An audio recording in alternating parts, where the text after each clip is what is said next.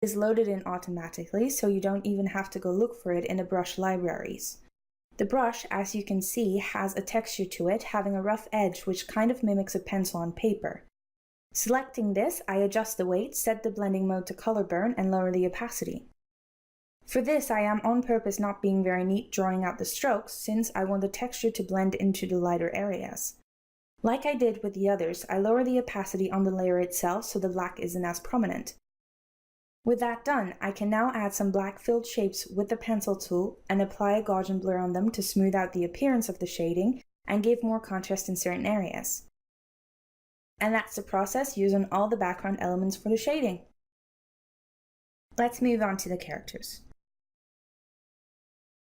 Just like the background, we want to start off with a layer of brush strokes using the Easy Hairbrush number 3, blending mode color burn, and lowering the opacity somewhere between 50 and 20%.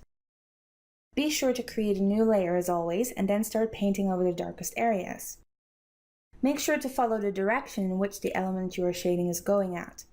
Lower the opacity on the layer itself so the brush strokes blend into the base colors underneath.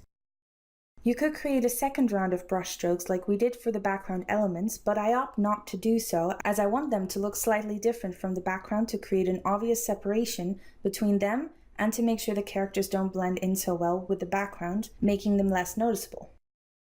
I do create black filled shapes in the darkest area with the pencil tool and apply a Gaussian blur on them, setting the layers blending mode to color burn and lowering the opacity to help with the contrast.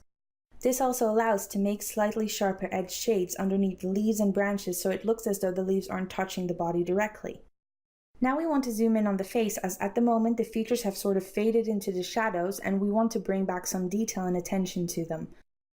Creating a layer underneath the line art of the character, I used the pencil tool with a white fill color to add in